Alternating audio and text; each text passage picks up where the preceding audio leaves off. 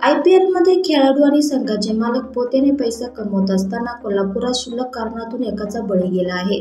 2 दिवसांपूर्वी मुंबई विरुद्ध हैदराबाद विरुद्धच्या सामन्यात मुंबईचा रोहित शर्मा आऊट गेल्यानंतर आता मुंबई कशी जिंकणार अशी विचारणा केल्याचा राग आल्यानंतर डोकं फोडलेल्या क्रिकेटप्रेमीचा मृत्यू झाला आहे। बंडोपंत बापू तिंबले वय 63 राहणार हनुमंतवाडी यांचा उपचारादरम्यान मृत्यू झाला। डोकं फुटल्याने ते गंभीर जखमी झाले होते।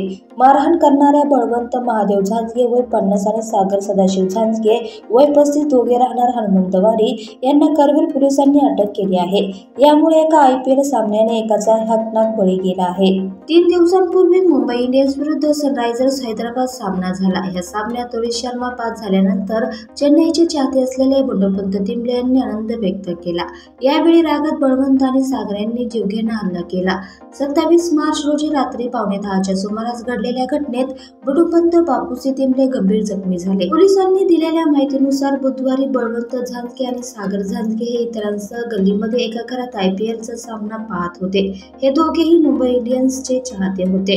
हैदराबादने धावांचा डोंगर उभा केल्याने त्यांना चांगलाच राग आला होता। त्यामुळे धावांचा पाठलाग करताना रोहित शर्मा बाद होता चेन्नई सुपर किंग्सचे चाहते बंडोपंत तिंबले त्या ठिकाणी पोहोचले। यावेळी त्यांनी रोहित शर्मा आऊट झाल्याने मुंबई कशी जिंकणार असे म्हणत आनंद व्यक्त केला। यावेळी रागावलेल्या बळवंत आणि सागर यांनी डोक्यात हल्ला करून त्यांना गंभीर जखमी केले।